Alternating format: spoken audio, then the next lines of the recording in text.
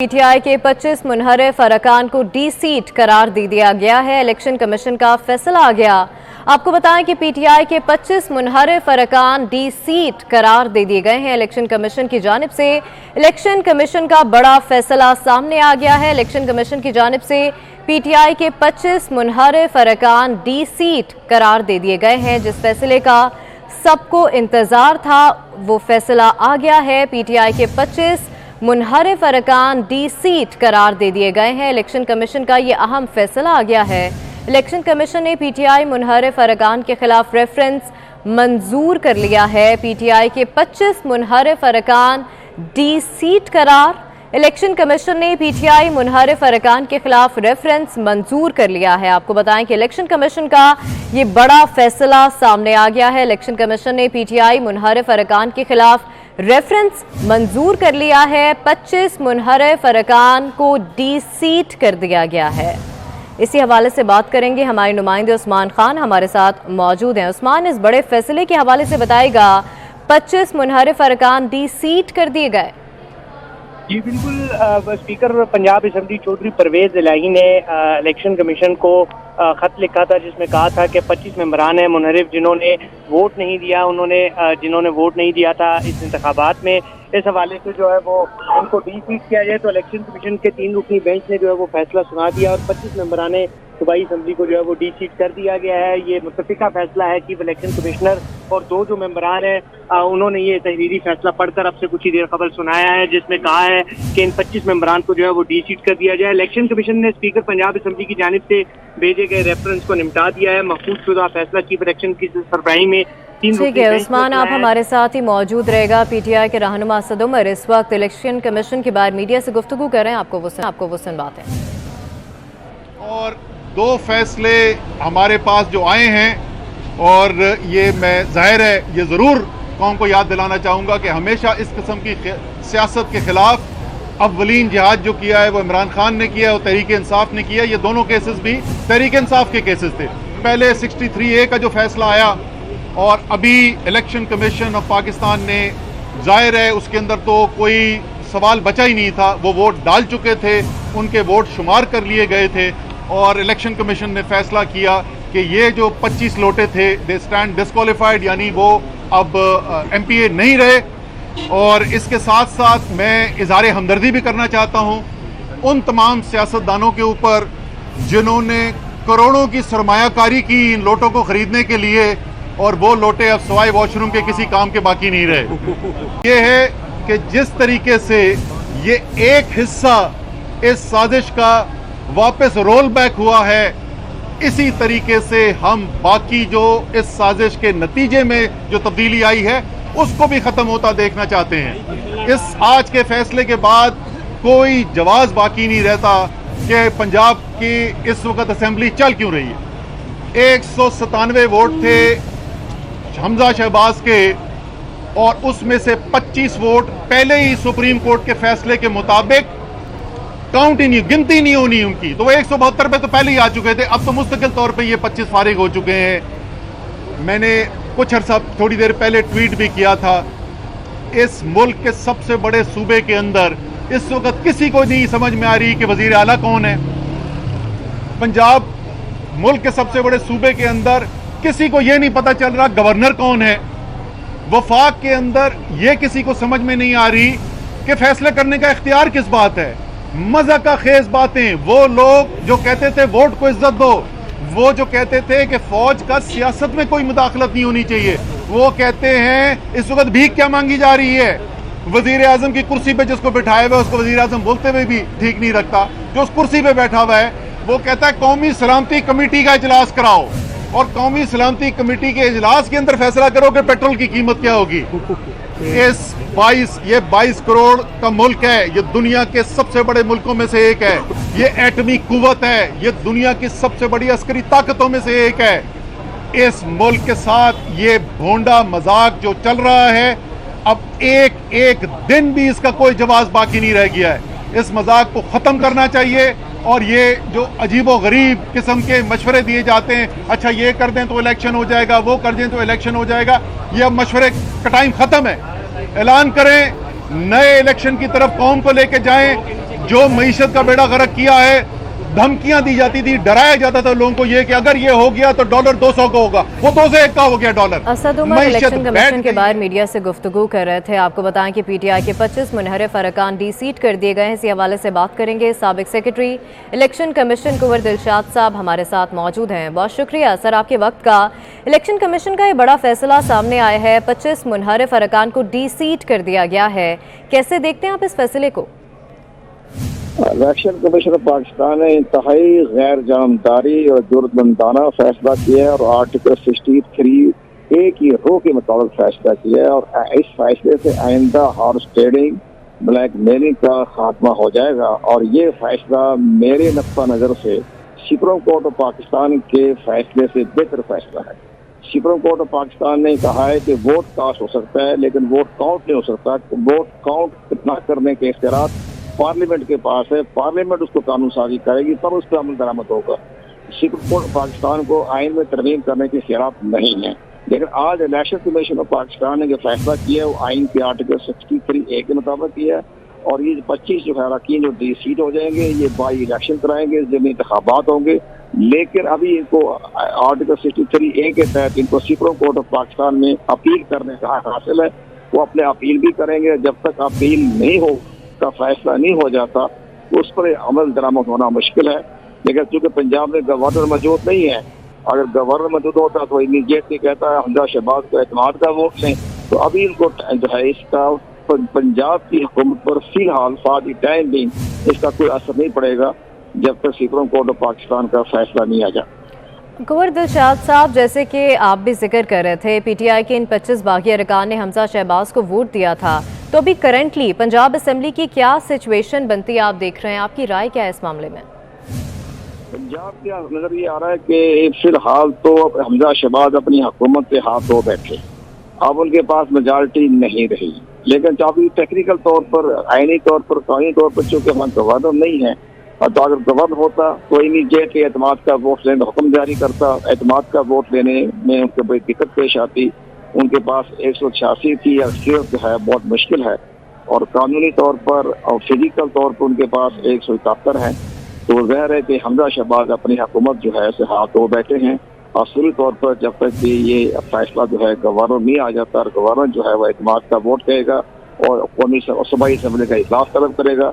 अब इस इजलास तलब करने के लिए कोई कानूनी रास्ता कोई नहीं है। स्पीकर के खिलाफ आदम एतमाद की तहरीक है, डिप्टी स्पीकर के खिलाफ आदम एतमाद की तहरीक है। तो जब तक गवर्नर जो है वो टेक ओवर नहीं करते उस वक्त तक फिलहाल ये हुकूमत करते रहेंगे। लेकिन हमजा शहबाज का सूरज गुरूब हो चुका है। कुंवर दिलशाद साहब, जैसे कि आपने कहा कि इनके पास अपील का हक है, लेकिन हमने देखा कि सुप्रीम कोर्ट की जानिब से भी राय आई थी। तो जब तक ये अपील दायर नहीं कर देते और सुप्रीम कोर्ट का कोई फैसला नहीं आ जाता इस पर, तो क्या वो MPAs अपनी सीट्स पर बरकरार रहेंगे? इलेक्शन कमीशन पाकिस्तान इनको इमीडिएटली जो है उनको डी-सीट का नोटिफिकेशन कर देगा। अब इसके बाद जो अपील होती है ना, तो अपील का जरूरी अब सुप्रीम कोर्ट ने वही फैसला करना है जो इलेक्शन कमीशन पाकिस्तान फैसला कर चुका है। क्योंकि इलेक्शन सुप्रीम कोर्ट अपना माइंड ऑफ दे चुका है। जैसे कि उन्होंने कहा है कि इनको वोट कास्ट की इजाजत है लेकिन वोट गिनती नहीं की जाएगी, शुमार नहीं किया जाएगा। वो हॉर्स ट्रेडिंग के बारे में सुप्रीम कोर्ट ने भी सख्त रिमार्क्स दिए हैं। तो सुप्रीम कोर्ट में अपील करने का फायदा कोई नहीं होगा और इलेक्शन कमीशन पाकिस्तान को कल ही जो है वो डी नोटिफाई कर देगा और चंद रोज में बाई इलेक्शन का शेड्यूल जारी कर देगा। सर, फिर तो सीधा सीधा आईनी बहरान जो है वो उसकी तरफ जा रहा है पंजाब असेंबली भी। ये आईनी बहरान तो फेडरल गवर्नमेंट में भी, प्रेसिडेंट पाकिस्तान किसी टाइम भी शहबाज शरीफ के बारे में भी कह सकते हैं कि आप इत्मीनान का वोट लें, लेकिन अभी इसमें देर लगेगी। इमीडिएटली इत्मीनान के वोट की ऑर्डर जारी नहीं करेंगे आर्टिकल 91 के तहत। लेकिन फिलहाल पंजाब जो है वो इनके हाथ से निकल गया है शहबाज शरीफ की पार्टी से। वहाँ एक ज़ाहिर है या दो तरीके होंगे। जब अगर रन ऑफ इलेक्शन में तो कोई फैसला नहीं होता तो फिर गवर्नर जो आएगा, जब भी गवर्नर आएगा वो फिर पंजाब असेंबली को डिसॉल्व कर सकता है अगर चीफ मिनिस्टर का फैसला ना हुआ। सही। कुंवर दिलशाद, साबिक सेक्रेटरी इलेक्शन कमीशन, हमारे साथ मौजूद थे। बहुत शुक्रिया सर आपके वक्त का। आपको बताएं कि इलेक्शन कमीशन की जानिब से बड़ा फैसला आ गया है। पीटीआई के 25 मुनहरिफ अरकान डी-सीट कर दिए गए। इलेक्शन कमीशन ने पीटीआई मुनहरिफ अरकान के खिलाफ रेफरेंस मंजूर कर लिया है। अभी आपको बराह रास्त लिए चलेंगे इलेक्शन कमीशन के बाहर, जहाँ पर पीटीआई रहनुमा मीडिया से गुफ्तगू कर रहे हैं। ये कही गई है, उस दिन रिपोर्ट हुआ मीडिया में कि शायद जो डिस्क्वालिफिकेशन है वो नहीं है। मैं ये आज बिल्कुल आपको बता दूं कि ये फैसला आ गया सुप्रीम कोर्ट का कि आर्टिकल 63A आइसोलेशन में नहीं पढ़ा जा सकता, जिसका मतलब है कि 62-63 के साथ पढ़ा जाएगा। और तब जब तक पार्लियामेंट कोई मुद्दत का तयन नहीं करती, समीउल्लाह बलोच केस के रोशनी में ये डिस्क्वालिफिकेशन फॉर लाइफ होगी। और इसके लिए जो तादीबी कार्रवाई है या जो भी कार्रवाई है वो मैं फिर पार्टी हेड्स के साथ बैठ के उस पर भी हम फौरी तौर पे शुरू करेंगे। वैसे भी मैं मशवरा सिर्फ उनको दे दूं कि अगर कानूनी तौर पे कोई गुंजाइश भी है, अवाम के सामने जाके वोट ना मांगना। बहुत शुक्रिया, थैंक यू। रहनुमा इलेक्शन कमीशन के बाहर मीडिया से गुफ्तगू कर रहे थे। आपको बताएं कि पीटीआई के 25 मुनहरिफ अरकान को डी-सीट कर दिया गया है। इलेक्शन कमीशन ने पीटीआई मुनहरिफ अरकान के खिलाफ रेफरेंस मंजूर कर लिया है। अलीम खान, नज़ीर चौहान, नुमान लंगड़ियाल समेत 25 अरकान नाअहल करार दे इलेक्शन कमीशन की जानिब से। फैसल हयात, मियाँ खालिद महमूद, राजा सगीर अहमद, मोहम्मद अजमल भी नाअहल करार दिए गए हैं। डी-सीट होने वाले 18 अरकान का ताल्लुक तरीन ग्रुप से है। नाअहल होने वाले 5 अरकान का ताल्लुक अलीम खान 2 का खोकर ग्रुप से है। पीटीआई के 25 बागी अरकान ने हमजा शहबाज को वोट दिया था। आपको बताएं कि पीटीआई की जो 25 मुनहरिफ अरकान थे उन्हें डी-सीट कर दिया गया है। इलेक्शन कमीशन की जानिब से बड़ा फैसला सामने आया है। इलेक्शन कमीशन ने पीटीआई मुनहरिफ अरकान के खिलाफ रेफरेंस मंजूर कर लिया है। अलीम खान, नज़ीर चौहान, नुमान लंगड़ियाल समेत 25 अरकान नाअहल करार दे दिए गए हैं। फैसल हयात, मियाँ खालिद महमूद, राजा सगीर अहमद, मोहम्मद अजमल भी नाअहल करार दे दिए गए, जबकि जवार हुसैन बड़ाइच, ज़ोहरा बतूल, फिदा हुसैन, मलिक असद भी नाअहल करार दिए गए हैं। उस्मा कारदार, एजाज मसीह, सैयद अकबर नवानी, साजिदा यूसुफ भी नाअहल करार दिए गए हैं। अहमद बिलाल महबूब सरबरा पिल डॉट हमारे साथ मौजूद हैं। बहुत शुक्रिया सर आपके वक्त का। इलेक्शन कमीशन का बड़ा फैसला सामने आया है। पीटीआई के 25 मुनहरिफ अरकान को डी-सीट कर दिया गया है। कैसे देख रहे हैं आप इस फैसले को? देखिए, सबसे पहली बात तो यह है कि हमें ये फैसला पसंद हो या नापसंद हो, हमें इस बात पर खुशी होनी चाहिए कि हमारे इदारे काम कर रहे हैं। हमारे इदारे इन चीज़ों के बारे में गौर करते हैं, पूरी तरह से एक प्रोसेस है कानून का, उसको फॉलो करते हैं और उसके बाद एक फैसला देते हैं। तो मैं समझता हूँ इस फैसले की रिस्पेक्ट की जानी चाहिए, उसे एक्सेप्ट करना चाहिए। और हकीकत यह है कि ज़्यादा इम्कान इसी बात का नज़र आ रहा था क्योंकि इन मेंबर्स ने तो अपनी पार्टी के बरखिलाफ एक दूसरे उम्मीदवार को वोट दिए थे। उसमें से कुछ टेक्निकल प्रॉब्लम्स थी जिनके ऊपर मुखालिफ, जिसके ऊपर MPAs के वकला ने कुछ पॉइंट्स रेज किए थे, लेकिन लगता यह है कि इलेक्शन कमीशन ने उन टेक्निकल आर्ग्यूमेंट्स को एक्सेप्ट नहीं किया। अब जब पूरा फैसला आएगा तो फिर उसकी तफसील देखेंगे, लेकिन इससे यही जाहिर होता है कि इलेक्शन कमीशन ने इस बात को काफ़ी समझा है कि उन्होंने अपनी पार्टी की बजाय दूसरी पार्टी के उम्मीदवार को वोट दिया है, तो इसलिए वो डिफेक्ट हो गए हैं, इसलिए उनको डी-सीट कर दिया गया। अहमद बिलाल साहब, जैसे कि पीटीआई के जो 25 बागी अरकान थे इन्होंने हमजा शहबाज को वोट दिया था, तो इसके बाद पंजाब असेंबली की क्या सिचुएशन बनते हैं आप देख रहे हैं इस फैसले के बाद? देखिए, असेंबली तो अपनी जगह कायम रहेगी, ये 25 लोग उस पर से माइनस हो जाएंगे, लेकिन असेंबली अपनी जगह रहेगी, वो तो ऑटोमेटिकली उसको कुछ नहीं हो रहा। लेकिन अब इलेक्शन जो है चीफ मिनिस्टर का वो दोबारा होगा। वो दोबारा भी क्या होगा, वो उस पॉइंट से शायद शुरू होगा जहाँ पे वो रुका था, यानी उसका पहला मरहला हो गया था। अब पहले मरहले में चूंकि जो रिक्वायर्ड नंबर था वो पूरा हो गया था, उस वक्त 197 186 की जरूरत थी, लेकिन अब उनमें से अगर माइनस कर देंगे 25 को तो 186 की शर्त पूरी नहीं होगी। तो हमारे आइन में फिर वो तरीका दर्ज है कि ऐसी सूरत में फिर दोबारा सेकंड राउंड होता है, तो सेकंड राउंड में जो भी उम्मीदवार फिर वहाँ पे मौजूद वोटर्स की MPAs की अक्सरियत सिक्योर कर लेता है, फिर वो इलेक्ट हो जाता है। तो आप समझते हैं अहमद बिलाल साहब के आईनी बहरान की तरफ तो नहीं जा रहा है अब ये मामला? मेरे ख्याल में ये तो आईनी बहरान को एक तरह से रिजॉल्व कर रहा है कि इस फैसला देने के बाद ये वाज़ेह हो गया कि उन्होंने आइन की एक तशरीह की और तशरीह के बाद उन्होंने इसको इम्प्लीमेंट किया। तो मेरे ख्याल में अगर हमारे जो सियासी प्लेयर्स हैं वो आइन और इन इदारों का एहतराम करेंगे तो ये बहरान पैदा नहीं होगा। लेकिन सिर्फ अगर अपनी मर्जी की चीजें मनवाने के लिए वो इंसिस्ट करेंगे तो फिर जाहिर है किसी चीज की बहरान पैदा हो सकता है।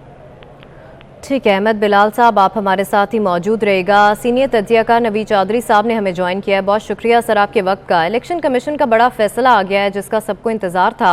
पीटीआई के 25 मुनहरिफ अरकान को डी सीट करार दे दिया गया है, कैसे देख रहे हैं आप इस फैसले को? जी, डिफेक्शन क्लास में ये चीज तो बिल्कुल वाज़ेह है कि जब आप कोई ऐसा एक्ट करेंगे जिसकी पार्टी ने इजाजत ना दी हो तो आप अपनी सीट में रूम हो जाएंगे, और उसी के तहत ये फैसला हुआ। ये कानूनी फैसला है, लेकिन जो सुप्रीम कोर्ट से पहले जजमेंट दे चुकी है जिसके बारे में मुल्क के बेशतर कानूनी, आईनी और पार्लिमानी माहिरीन की राय ये है कि उन्होंने अपनी हदूद से तजावुज़ किया है। उन्होंने ये जिन लोगों ने, वो कह रहे हैं वोट का हक नहीं, वोट का हक तो है।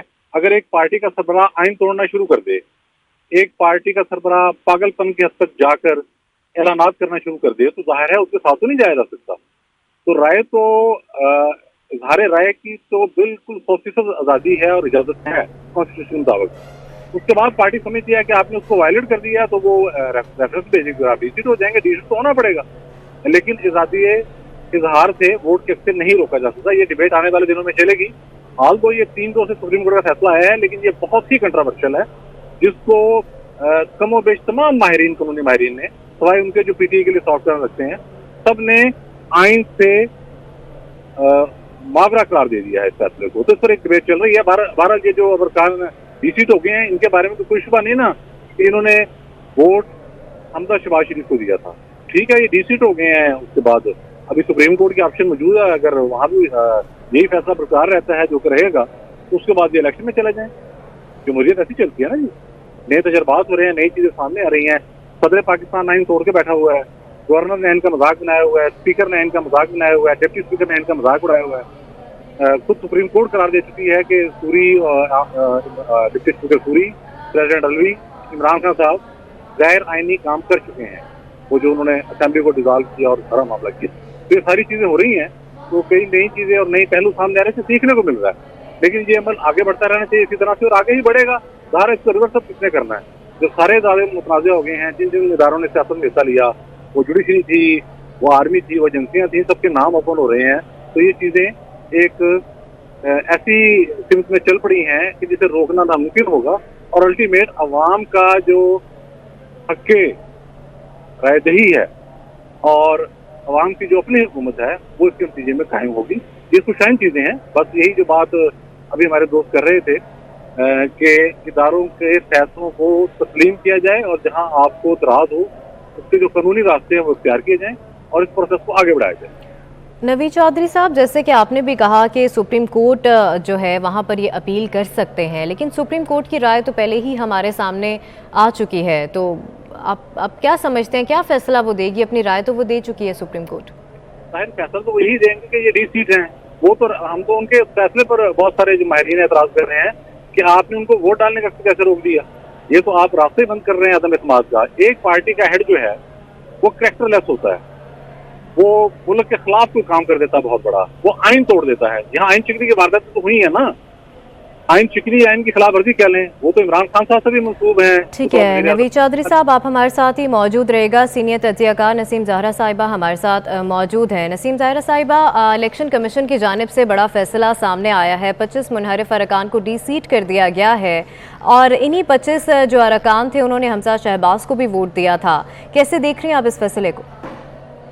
जी, मेरा ख्याल है कि अभी तक तो हम देख रहे हैं कि इलेक्शन कमीशन जो है वो कवानीन के तहत फैसले कर रहा है, और हम इनके फैसलों को सराहते रहे। और ये फैसला, एक और भी तो बड़ा मामला पाकिस्तान में है ना कि आप किसी से वोट टिकट लें और किसी और को वोट दे दें, ये भी एक बहुत बड़ा सवाल है। तो ठीक है, मेरा ख्याल है कि अच्छा फैसला है, और उस फैसले से ये यकीनी बात अब हो जाएगी कि इसमें पंजाब असेंबली को शायद फिर से इसके इलेक्शन होने पड़े, क्योंकि अभी जब ये हमजा शहबाज से ये लोग इनके वोट कैंसिल होते हैं तो जो अपोजिशन है वो उनके पास भी, यानी कि अब की अपोजिशन पीटीआई के पास भी इतने वोट नहीं जितने वोट से वो हुकूमत बना सकेंगे।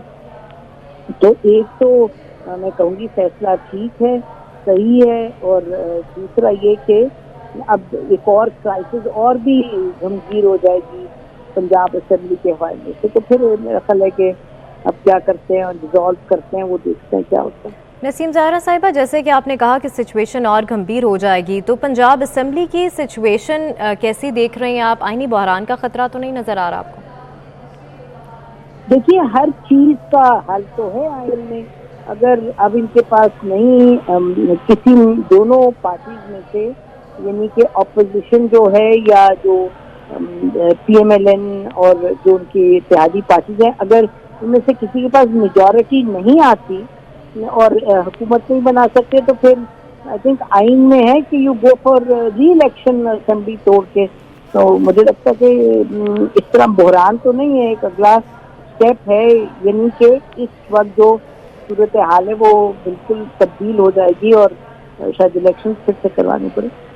नसीम ज़हरा साहिबा, हमने देखा कि गवर्नर की उनकी तरफ से भी जो है उनके बारे में भी पिटीशन दायर की गई है, लाहौर हाई कोर्ट में भी नोटिस जारी किए गए हैं।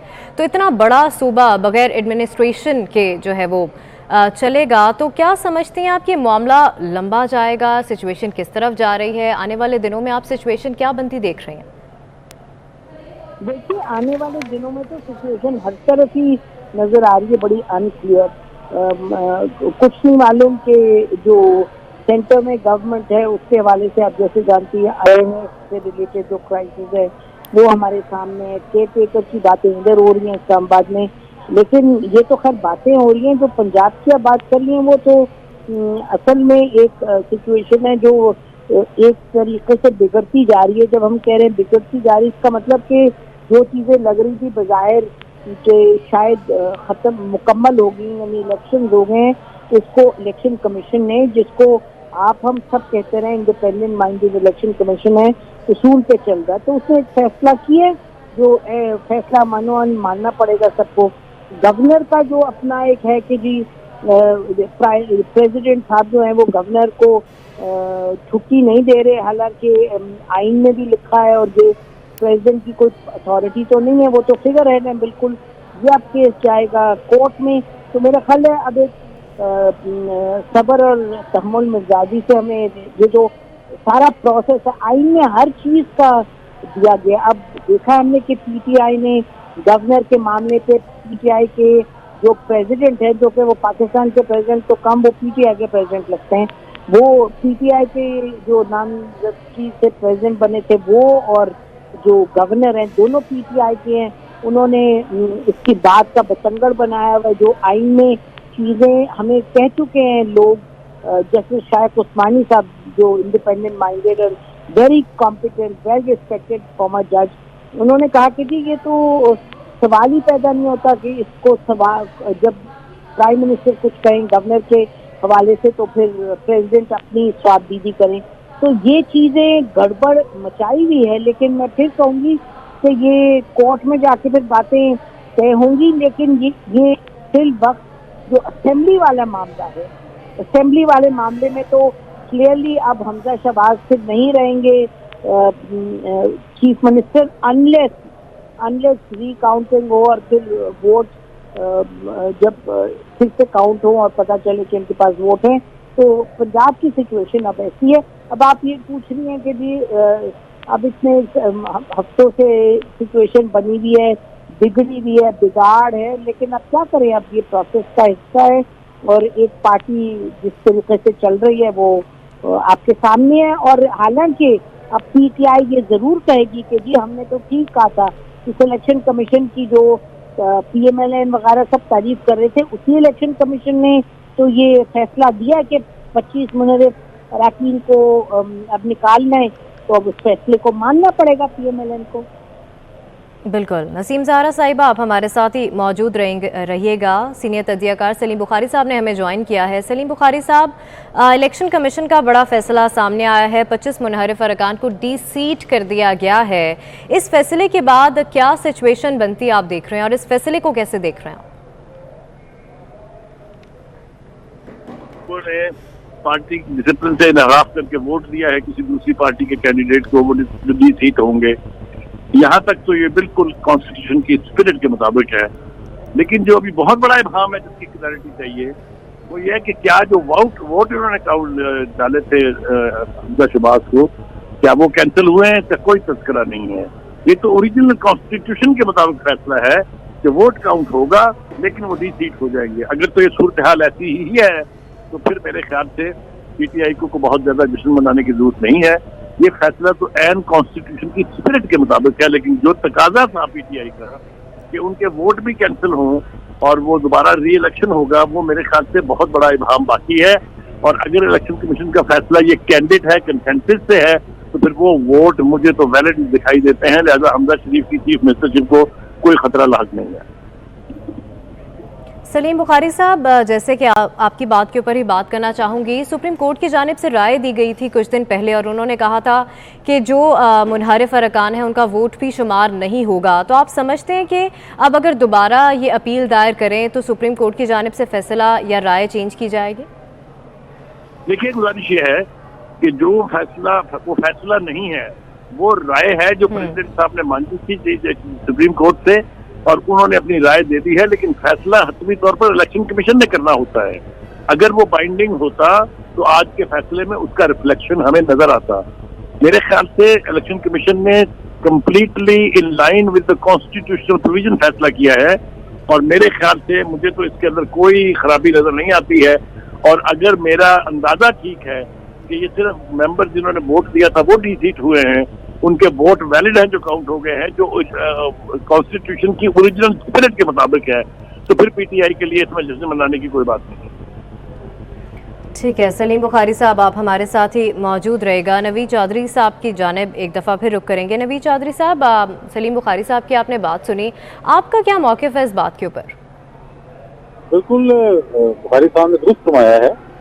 जो कॉन्स्टिट्यूशन की स्पिरिट है, बल्कि बेसिक राइट्स कह लें आप, आइन के प्रीएम्बल में दिए गए हैं, उसके तहत आप किसी का वोट देने का तलब नहीं कर सकते। हाँ, अब ये हमने डिफेक्शन में एक चीज तय कर दी थी कि अगर कोई पार्टी लाइन से हटकर वोट देता है तो उसके बाद वो डी-सीट हो जाएगा, तो उसी के मुताबिक फैसला हुआ है। वोट तो उसने देना है। जैसा मैंने पहले किया कि अगर एक पार्टी का सरबराह आइन तोड़ना शुरू कर दे, जैसा कि यहाँ हुआ है, आइन शिकनी की जा रही है, इस वक्त भी की जा रही है और सुप्रीम कोर्ट भी इस पर कह चुकी है कि इनके जो इक़दाम हैं अलवी साहब के, इमरान खान साहब के और कासिम सूरी साहब के, वो आइन के खिलाफ हैं। अच्छा, अगर कोई किसी दिमागी आदमी में इस तरह से मुब्तला हो जाए कि वो उस फैसले करना शुरू कर दे, अगर कोई खुदा न खास्ता गद्दारी का मुद्दा हो बैठे, तो आपका ख्याल है कि पार्टी साथ चलेगी? ये जो अरकान अलहदा हुए हैं वो इमरान खान का नाम सुनने को तैयार नहीं है। यानी कि अलीम खान साहब समेत दूसरे लोगों ने प्रेस कॉन्फ्रेंस करके ये कहा है कि इमरान खान साहब पंजाब में गोगी के सुपर सिस्टम चला पूरा उदार, वो तो नाम सुनने का रवादार नहीं। उन्होंने उनके पास कहाँ जाना था? उन्होंने वोट दे दिया। अब जाहिर है कानून कहता है कि आपको डी-सीट किया जाता है, उसके साथ वो डी-सीट हो गए, तो कानूनी अमल तो ठीक है। अब आगे देखते हैं कि अदालतें इस पर क्या कर सकती हैं। नवीद चौधरी साहब, आने वाले दिनों में क्या सिचुएशन आप बनती देख रहे हैं? में तो हालात नॉर्मल होने जा रहे हैं। उसकी वजह यह है कि जो लोग एक जगह पर बैठ के सारी डोरियां हिला के तमाशा करते थे वो खुद फंसे। हर इदारा जो है वो कटहरे में है, हर चीज कटहरे में है, क्वेश्चन हो रहे हैं, इस किस्म के वाकयात रूनमा हो रहे हैं, पाकिस्तान की तरीके नहीं हुए। 10 साल प्रोजेक्ट जो है वो इतने बुरे तरीके के साथ है कि स्क्रैप होकर रह गया वो सारा। तो अब चीज है वो जो इससे बदतर क्या होगा, तो अब सूरत हाल जो है वो बहरहाल जाएगी। जो लोग हुकूमत में बैठे हुए हैं, आप ये चीज याद रखें, वो कोई कमजोर लोग नहीं है। वो सीधा पोजीशन है जिसने एक पेज की हुकूमत के तमाम मजालिम को सहा। उन्हें डी-सीट किया गया, उन्हें नाहल किया गया, उन्हें जेलों में डाला गया, उनकी औरतों समेत खानदान की उन्हें हर चीज फेस की। वो फेस करने के बाद जहाँ हैं, अगर 19-20 उनके साथ होगी तो वो दोबारा उसी पोजीशन पे आ जाएंगे। कल का मौलाना फजल रहमान का जलसा आपने देख लिया होगा, मरियम नवाज साहबा का सुरगत का जलसा आपने देख लिया होगा। तो मामला तो इतने भी आसान नहीं है कि कोई लेके बैठ जाएगा इनको, वो आएगा या तो एक पे दोबारा जुड़ जाएगा, एक पे दोबारा जुड़ भी गया तो परली तरफ से गैर मामूली किस्म की निजामत इस मरतबा होगी। तो ये मैं समझता हूँ इस किस्म की एक जो सैचुरेशन पैदा हो गई है उसमें हम बेहतरी की तरफ भी जा रहे हैं। अब जो नतीजा निकलेगा वो पायदार निकलेगा। ठीक है, अब जी लेकिन पायदार हल की तरफ जा रहे हैं। ठीक है, अब जो नतीजा निकलेगा वो पायदार ही निकलेगा आपकी नज़र में। सलीम बुखारी साहब का रुख करेंगे। सलीम बुखारी साहब, आप समझते हैं इलेक्शन कमीशन के इस फैसले के बाद हमजा शहबाज को एतमाद का वोट लेने की ज़रूरत है, आपकी राय में? देखिए, मेरे ख्याल से जरूरत न भी हो तो उनको अपनी अक्सरियत साबित करने के लिए ये करना होगा, लेकिन ये जरूरी नहीं है कि वो फौरी तौर पे करे, एक हफ्ते में करे। वो महीने बाद भी वोट ऑफ कॉन्फिडेंस दोबारा दे सकते हैं, लेकिन ये बाइंडिंग अभी नहीं है। जैसा मैंने कहा, अगर इस फैसले के तहत वो वोट जो उनको कास्ट हो चुका है वो अगर वैलिड वोट है तो फिर उनके ऊपर एक ही यानी तकाजा रहेगा कि वो वोट ऑफ कॉन्फिडेंस लें। और उसके लिए जैसा मैंने कहा कि कोई इमीडिएट डेट नहीं है, वो जब चाहेंगे वोट ऑफ कॉन्फिडेंस ले लेंगे। और अगर वो इलेक्टेड चीफ मिनिस्टर रहते हैं, जैसा कि मैंने कहा कि वोट कैंसिल नहीं हुए हैं उनके, तो वो इसको मैनेज कर लेंगे। मुझे नहीं लगता कि उनको बहुत ज्यादा दिक्कत उनको पेश आएगी। अब देखना यह है कि पीटीआई इसके बाद क्या रिएक्ट करती है, क्योंकि उन्होंने मेरे ख्याल से ये फैसला कर लिया है कि हम हुकूमत में नहीं है तो हुकूमत को भी काम नहीं करने देंगे, और बजाय किसी और तरफ फोकस करने के वो सिर्फ मुश्किलात पैदा करने के लिए एक के बाद दूसरा केस ठोकते रहेंगे, और इसी में 1.5 साल का अर्सा गुजर जाएगा। सलीम बुखारी साहब, आप समझते हैं कि अब काफ लीग या पीटीआई हाईकोर्ट से दोबारा रुजू कर सकती है किसी भी मामले पे, जैसे कि हमजा शहबाज के हल्फ के मामले पे पहले रुजू किया गया था?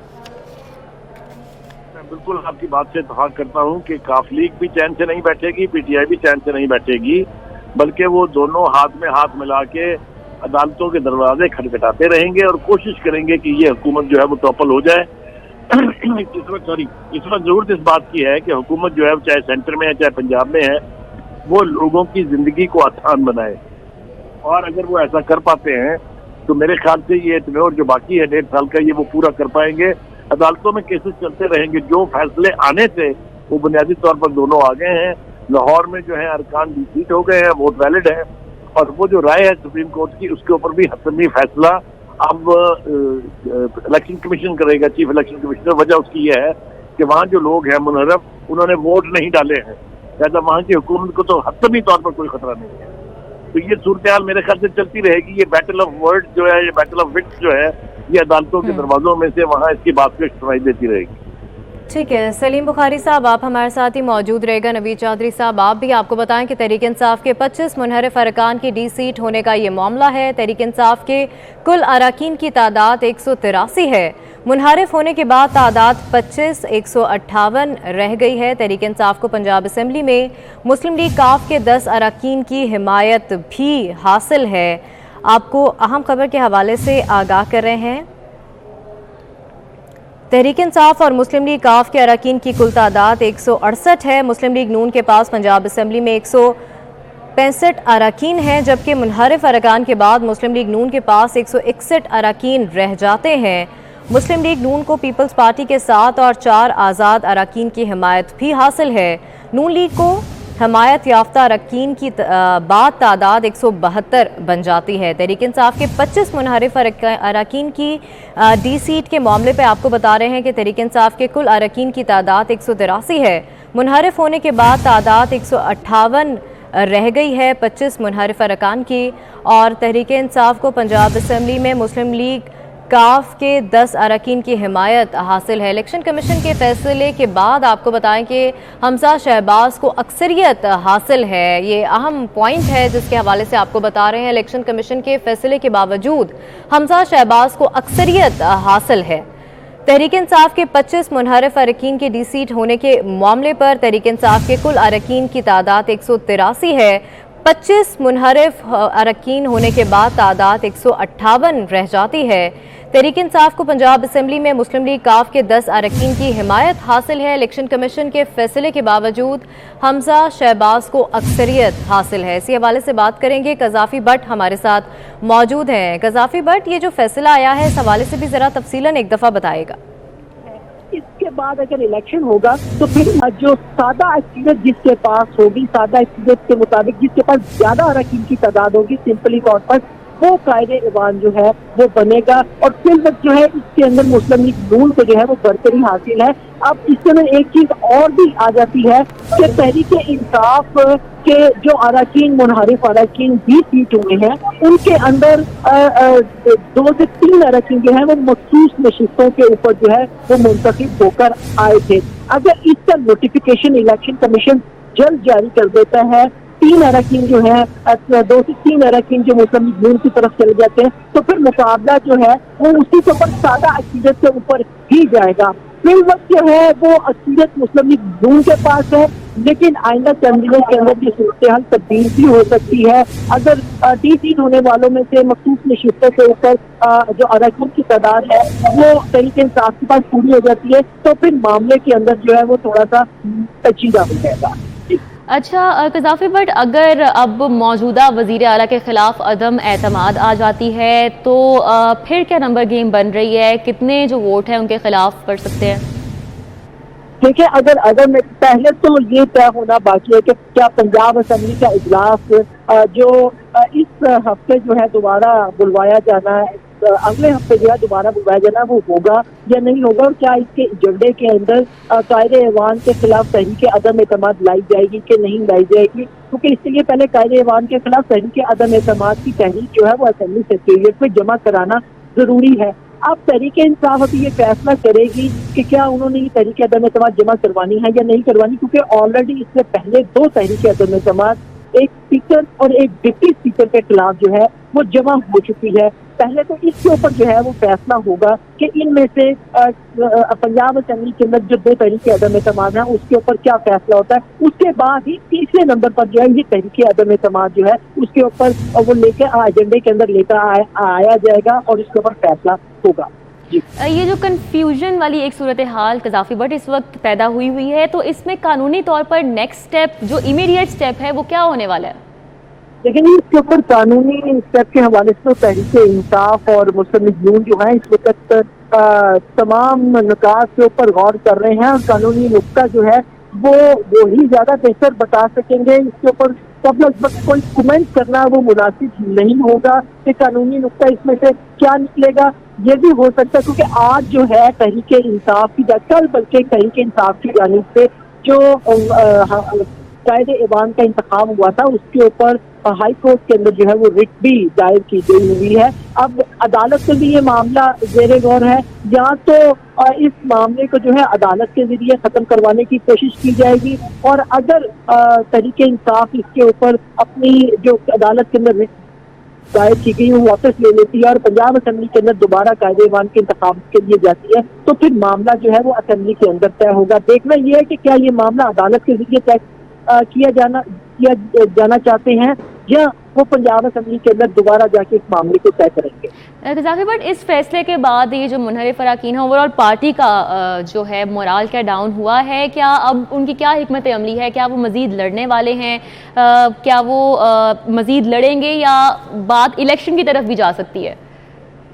देखिए जी, अगर देखा जाए तो मुस्लिम लीग नून का मोराल तो अभी तक हमें डाउन होता नजर नहीं आ रहा, लेकिन दूसरी तरफ जो है तहरीक इंसाफ का इस मामले के ऊपर अगर देखा जाए तो उनका इस वक्त 15 जो है 25 मुनहरिफ अरकान के बाद जो है वो थोड़ा सा भारी हुआ है, लेकिन किसी खुशफहमी में मुब्तला नहीं रहना चाहिए, क्योंकि सादा अक़ीदत वाला जो है वो कायदे-ए-ऐवान जो है अगर असेंबली के अंदर मामला तय होगा तो सादा अक़ीदत वाला ही जो है वो कायदे-ए-ऐवान मुंतखब होगा। और सादा अक़ीदत जो है अगर देखी जाए तो इस वक्त मुस्लिम लीग नून के पास आ रही है तो उनको सादा अक़ीदत हासिल है।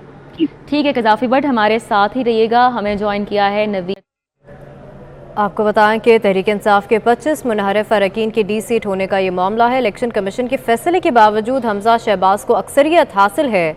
हमजा शहबाज को बददस्तूर 4 अरकान की बरतरी हासिल है। तहरीक इंसाफ के कुल अरकान की तादाद 183 है, जबकि 25 मुनहरिफ होने के बाद तादाद 158 रह जाती है। तहरीक इंसाफ को पंजाब असेंबली में मुस्लिम लीग काफ के 10 अरकान की हिमायत हासिल है। तहरीक इंसाफ और मुस्लिम लीग काफ के अरकान की कुल तादाद 168 है, जबकि मुस्लिम लीग नून के पास पंजाब असेंबली में 165 अरकान हैं। 4 मुनहरिफ अरकान के बाद मुस्लिम लीग नून के पास 161 अरकान रह जाते हैं, जबकि मुस्लिम लीग नून को पीपल्स पार्टी के साथ और 4 आज़ाद अरकान की हिमायत भी हासिल है। इसी पर बात करेंगे। सलीम बुखारी साहब हमारे साथ मौजूद हैं। सलीम बुखारी साहब, अहम पॉइंट सामने आया है, इलेक्शन कमीशन के फैसले के बावजूद भी हमजा शहबाज को अक्सरियत हासिल है।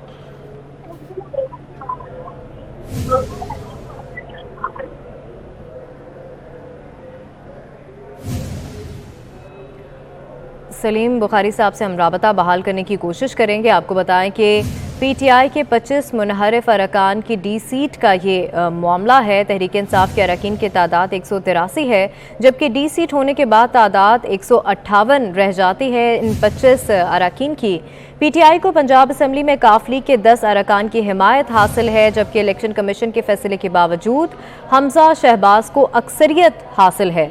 हमजा शहबाज को बददस्तूर 4 अरकान की बरतरी हासिल है, जबकि नून लीग के पास 165 अरकान है।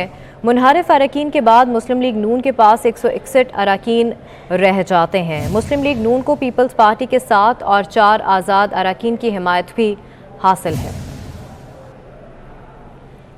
नून लीग को हिमायत याफ्ता अरकान के बाद तादाद 152 बन जाती है। एक दफ़ा फिर बात करेंगे, कज़ाफ़ी भट्ट हमारे साथ मौजूद हैं। जी कज़ाफ़ी भट्ट, बताएगा इस तमाम तर मामले के हवाले से जो कन्फ्यूजन वाली सिचुएशन इस वक्त पैदा हुई भी है। देखिए जी, एक चीज तो ये है कि इस वक्त अगर पहले तो ये तय करना है कि तहरीक इंसाफ अब ये मामला पंजाब असेंबली के अंदर तय करेगी या वो अदालत के जरिए ही तय करना चाहती है, क्योंकि अगर अददी फिगर आप देखें तो इस वक्त जब पंजाब असेंबली थी तो उस वक्त 183 अरकान की तहरीक इंसाफ को हमायत हासिल थी। 25 मुनहरिफ अरकान की 20 सीट होने के बाद इसकी तादाद जो है वो 158 रह जाती है, जबकि पंजाब असेंबली के अंदर मुस्लिम लीग स्टाफ को जो है वो 10 अरकान की हमायत हासिल है, यानी कि 168 की फिगर जो है वो तहरीक इंसाफ के पास है, जबकि मुस्लिम लीग नून के पास पंजाब असेंबली के अंदर 165 अरकान थे।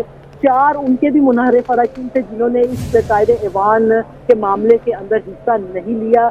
161 नून लीग के अपने, जबकि पीपल्स पार्टी के 7 और 4 आज़ाद अरकान की हमायत के साथ मुस्लिम लीग नून को 172 अरकान की हमायत हासिल है। बुनियादी तौर पर अगर देखा जाए तो 172 अरकान के साथ नून लीग की पंजाब असेंबली के अंदर अक्सरियत है। अब जो आइन का आर्टिकल है उसके तहत पंजाब असेंबली के अंदर जो कायदे ऐवान के लिए कामयाबी के लिए 186 वोट जो है वो दरकार होते हैं, और आइन का जो आर्टिकल 130(4) है इसके मुताबिक अगर 2 उम्मीदवारों में से कोई एक मतलूबा हदफ नहीं ले सकता तो रीपुल होता है, और रीपुल के नतीजे में जो ज्यादा अक्सरियत वाला होता है वो कायदे ऐवान बन जाता है। इस सादा अक्सरियत के मुताबिक नून लीग को इसके अंदर 172 अरकान के साथ जो है वो बरतरी हासिल है। लेकिन इसके अंदर एक चीज ये भी आ जाती है कि जो इस वक्त 25 अरकान 20 सीट हुए हैं उसके अंदर 3 अरकान जो है वो मखसूस नशिस्तों के ऊपर कामयाब होकर आए थे। अगर इलेक्शन कमीशन ठीक है, इलेक्शन कमीशन के फैसले के बावजूद हमजा शहबाज को अक्सरियत हासिल है। बहुत शुक्रिया कज़ाफ़ी भट्ट, आप हमें तफसीलन आगाह कर रहे थे। मजीद भी अपडेट्स आपसे लेते रहेंगे इस मामले के ऊपर।